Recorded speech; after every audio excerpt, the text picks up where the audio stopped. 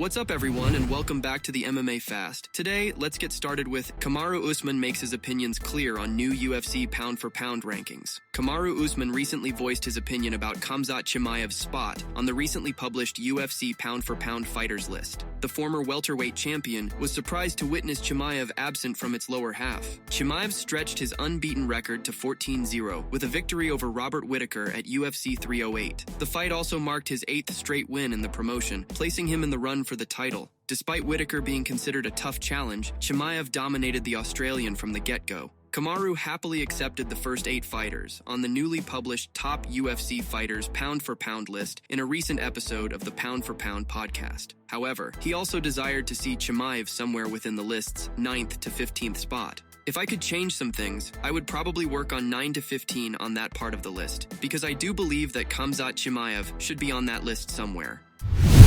Daniel Cormier speculates why Jon Jones might be concerned about fighting Tom Aspinall. UFC heavyweight champion Jon Jones is making headlines once again, not for a fight he competed in, but for a fight he might be avoiding. This is quite the news, as Jones isn't someone known to turn down, let alone avoid matchups. And yet some believe this may be the case with Tom Aspinall, the current interim champion of his division. Jones went on record to say that he isn't interested in a unification bout with Aspinall, even though it's common practice for an undisputed title holder to unify the belts. To make things more complex, Jones's boss himself, UFC President Dana White, has said that he strongly believes Jones should face Aspinall. At the end of the day, guys, I will tell you, he is not afraid. Tom Aspinall to Jon Jones is just another guy that he would fight and that he believes he can beat. That's just the truth. But what he does want is to get paid, and I think he recognizes the dangers in that fight. I mean, when this line opens, Jon Jones was an underdog. I don't even know if there's ever been a time in his career where someone has been favored to beat Jon Jones.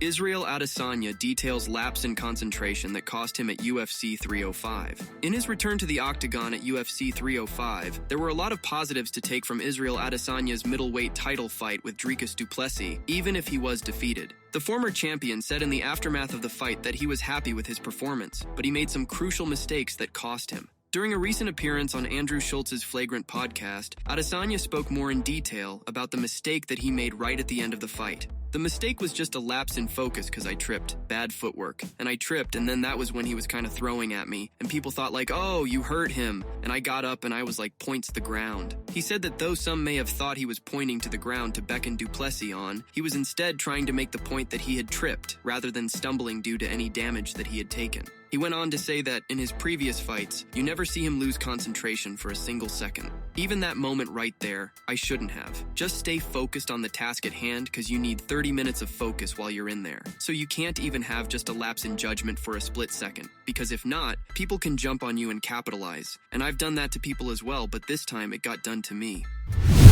Henry Cejudo seemingly approves future rematch with Dominick Cruz. Former two-weight UFC champion Henry Cejudo is down to face Dominick Cruz again. Triple C hasn't been seen in the cage since a showdown with Merab Dvalishvili in February. There, Henry Cejudo was handed his second straight loss by the Machine, this time losing by unanimous decision. Last May, the former champion ended his 3-year retirement, suffering a defeat against Aljamain Sterling. As of now, Henry Cejudo remains unbooked. Well, it seems that the former bantamweight and flyweight champion could return against a former foe, Dominick Cruz. There, the former 2-division UFC champion seemingly approved the bout. While Cejudo doesn't overly care for Cruz, he wouldn't mind handing him another loss. I actually like that fight. If the UFC wants to make it, let's make it happen. But as I've said before, as I told Mario Bautista and everybody else, I don't want to get into a fight with Hunter Campbell anymore. I'm allowing Hunter to really pick the fight. If he wants to give Dominick Cruz that fight, let's do it. Michael Bisping uses Jake Paul as example to highlight issue with Jon Jones. Michael Bisping is not a fan of UFC heavyweight champion Jon Jones's mentality. My only issue is as a man, as a fighter, is him saying he doesn't have this obligation to fight these young, up-and-coming, hungry, dangerous guys that have an ability to beat him. I don't get that. That's what my problem is with Jake Paul. The version of Jon Jones that we saw Saturday night, I've always said I think Tom would beat Jon. But when I was watching this Saturday night, I was like, Jon looks big, Jon looks fast, Jon looks like he's got the ability to go 5 rounds if he wants to or he needs to. I believe Jon would give him some problems. I believe that is a real fight that the world wants to see.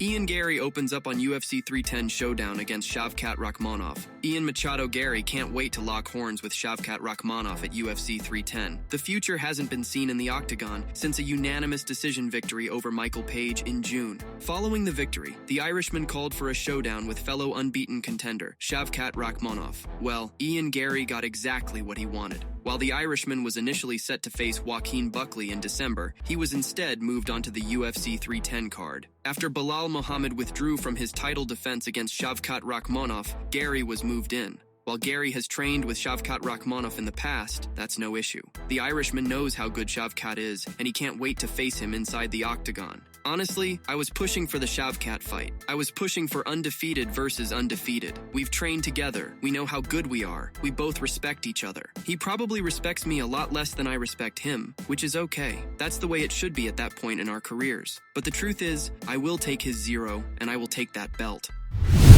Tom Aspinall confirms negotiations are underway for his UFC return. Speaking in a video recently uploaded to his YouTube channel, the Brit discussed his UFC return. While the interim heavyweight champion didn't confirm that he would fight Jon Jones next, he did reveal he's fresh off a meeting with the company. Tom Aspinall also revealed that the only thing he's waiting for right now is a date to fight. With that in mind, it seems the talks between the Brit and the UFC went well. As of now, Aspinall is just focused on staying active and training for his return. While he wants to fight as soon as possible, he also plans to use his time on the sidelines to improve. Yeah, we're in negotiations right now. That's the honest answer. So we don't know when the fight is going to be, but I'll be ready to go whenever. I'm back in the gym now. I'm back in the gym training, as always. I'll be ready to fight when they let me know. Until then, I'll be improving. I'll be getting better. So no great rush on that. Obviously, I want to fight as soon as possible, but right now, we're just waiting on a date.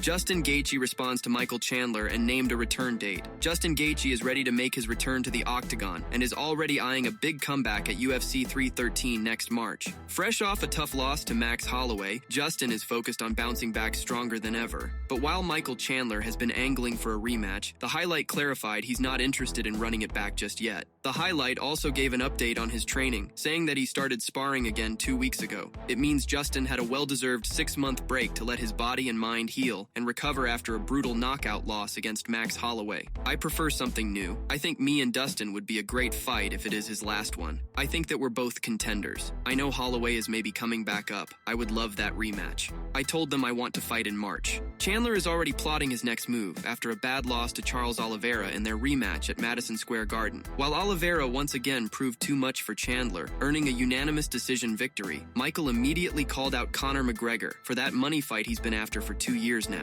Later during an interview, he also floated the idea of facing Max Holloway for the BMF title or running it back with Justin Gaethje.